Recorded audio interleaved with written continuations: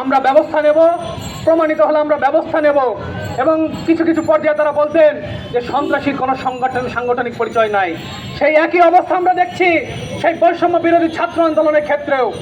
আপনারা গণ অভ্যুত্থানের নেতৃত্ব ছিলেন, গণ অভ্যুত্থান সম্পন্ন হয়েছে, স্বৈরাচার বিদায় নিয়েছে, এখন আর এই ব্যানারের কোনো প্রয়োজনীয়তা নেই। এই ব্যানারে অতি দ্রুত বন্ধ করে দেশের আইন শৃঙ্খলা পরিস্থিতিকে উন্নত করার জন্য আপনাদেরকে যার যার অবস্থানে শিক্ষা প্রতিষ্ঠানে ফেরত যাওয়া গুরুত্বপূর্ণ।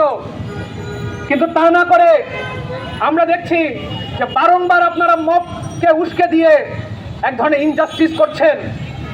এই মবের মধ্য দিয়ে আমরা দেখেছি সিলেটের ঐতিহাসিক সাপরান মাজারে হামলা করা হয়েছে, খুলনায় একজন হিন্দু ছেলেকে পিটিয়ে অর্ধমৃত করে দেওয়া হয়েছে।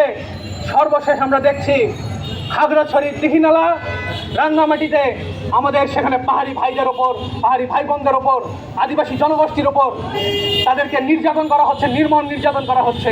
গ্রামকে গ্রাম তাদের ঘর বাড়ি পুড়িয়ে দেওয়া হচ্ছে। এটা তো বৈষম্য বিরোধী ছাত্র আন্দোলনের গণ অভ্যুত্থান পরবর্তী বাংলাদেশের চেতনা হওয়ার কথা ছিল না। এই বাংলাদেশ তো হওয়ার কথা ছিল আমাদের সবার। তাহলে এই বাংলাদেশকে কারা কুক্ষিগত করতে চায়? এই বাংলাদেশের গণতান্ত্রিক রূপান্তরে কারা বাধা দিতে চায়? কারা আবার একটি ১-১১-এর মতো পরিস্থিতি সৃষ্টি করতে চায়? তা এখন আমাদের সামনে পরিষ্কার হয়ে যাচ্ছে বন্ধুগণ। আমরা আজকের এই সমাবেশ থেকে বলতে চাই যে কোনোভাবে বাংলাদেশে আরও একটি ১-১১-এর মতো পরিস্থিতি আমরা সৃষ্টি হতে দেব না। প্রয়োজনে আমরা সকল ক্রিয়াশীল ছাত্র সংগঠন এই যে অগণতান্ত্রিক যে প্রক্রিয়া, সেই প্রক্রিয়ার বিরুদ্ধে রুখে দাঁড়াবো। আমরা ঢাকা বিশ্ববিদ্যালয়ের প্রশাসনকে হুঁশিয়ারি দিয়ে বলতে চাই, ছাত্র রাজনীতি বন্ধের যে অগণতান্ত্রিক সিদ্ধান্ত নিয়েছেন তা অবিলম্বে বাতিল করতে হবে। অবিলম্বে পরিবেশ পরিষদের সভা ডেকে সকল ক্রিয়াশীল ছাত্র সংগঠনের মতামতের ভিত্তিতে ছাত্র রাজনীতির একটি সংস্কার করতে হবে। ছাত্র সংসদ নির্বাচন দিতে হবে। আজকে আমরা যখন ছাত্র রাজনীতি চাই বলছি, অনেকে এসে বলবেন যে উন্নত দেশে তো ছাত্র বিশ্ববিদ্যালয়ের ছাত্র রাজনীতি নাই।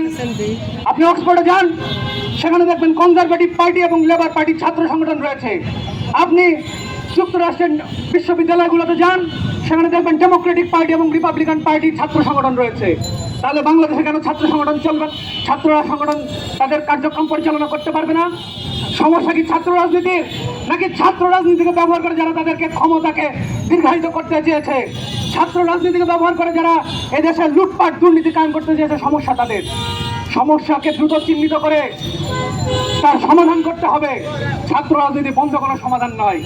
যদি আপনাদের অগণতান্ত্রিক সিদ্ধান্ত থেকে সরে না আসেন এবং দ্রুত সময়ের ভেতরে আইন শৃঙ্খলা পরিস্থিতি নিয়ন্ত্রণ করে 5ই আগস্টের পরবর্তী বাংলাদেশে যত হত্যাকাণ্ড ঘটেছে, যত সন্ত্রাসী কর্মকাণ্ড ঘটেছে তার বিচার করতে না পারেন, তবে পুনরায় আমরা ছাত্ররা আবার রাজপথে নেমে আসতে বাধ্য হব এবং সেই আন্দোলনের মধ্য দিয়ে আমাদের যে অসমাপ্ত বিপ্লব, সেই অসমাপ্ত বিপ্লব আমরা সম্পন্ন করব। সেই সংগ্রামে আপনাদের সবাইকে পুনর্বার আমাদের পাশে ব্যক্ত হওয়ার আহ্বান জানিয়ে আজকের এই বিক্ষোভ সমাবেশ আমরা এখানে শেষ করছি। সবাইকে ধন্যবাদ।